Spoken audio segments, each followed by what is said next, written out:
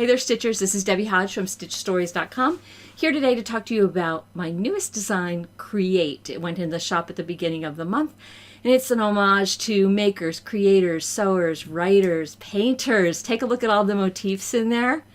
We've got a woman's head, and out of it are coming creative ideas and bursts, and we've also backed it up with very literal motifs that represent creating, like the dress, the mannequin, the dressmaker's dummy, paintbrushes, a ball of yarn and knitting needles, an embroidery hoop, pen, books, and there's also the more abstract butterfly, the idea of transformation. When you make something, you're transforming it.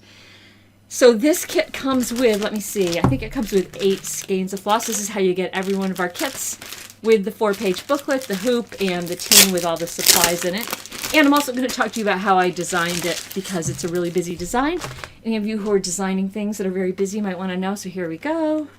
And yeah, there are 8 skeins of floss in here, and the pattern's printed in color to the fabric. It's permanently printed.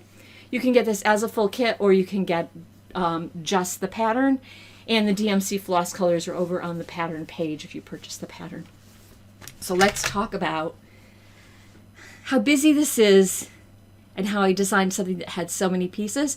And what I want to talk to you about are the importance of lines in the midst of chaos. So we've got the woman's head, we've got the burst, and then we've got all these items. And what I want you to notice is how many strong vertical lines are in the design. The mannequin, strong vertical line with that, right? The pencil next to it, the paintbrushes over here, the leaves. You notice how those are all very straight lines, and even the woman herself is very straight, and that helps with the fact that there's so many little bits floating around. So we've got the curve of the yarn, the curve of the hoop, the curve of the bird and the butterfly.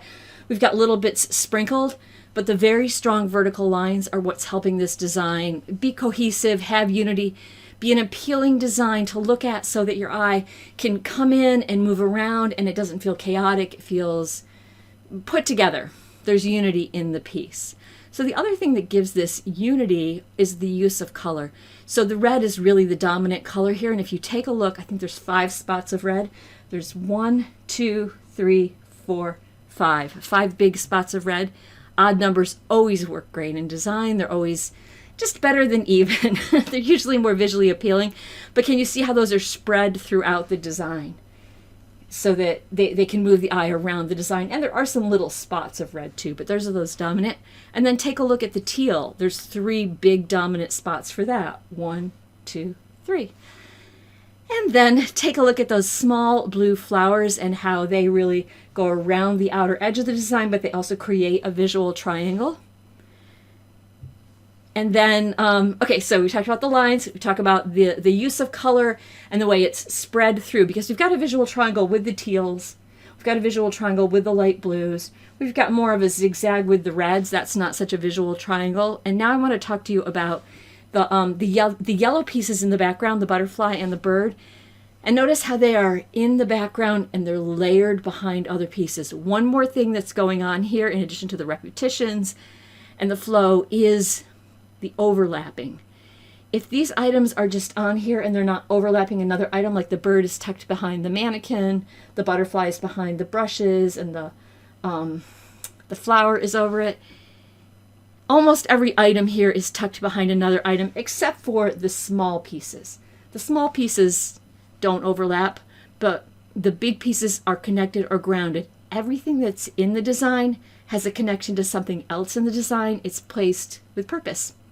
So I hope that you might give this design a try. It's really fun to stitch because you've got so many varieties of stitches and so many little things.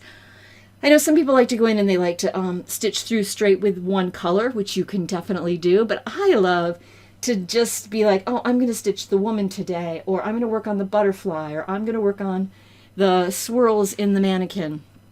It gives you bits of a collage, right? Things to dip into, because our projects are not embroidery design projects that you're just going to do in a snap. I mean, they're not going to take you forever, but you're not going to do them in a snap. So I think it's really nice to have these little pieces to dip into, and they use all these different stitches. We've got the chain stitch on her shirt, the leaf stitch here on this piece of greenery. The butterfly is outlined with the outline stitch, and then there's some satin in there, and then some fly stitches for all these little pieces. Remember, the fly stitch can be a stitch that if you do it loose and anchor it with one little bit, then it can look like a scallop, but if you pull it tight and if you decide to anchor it with a long tail, you can get the effect like we've got on the butterfly.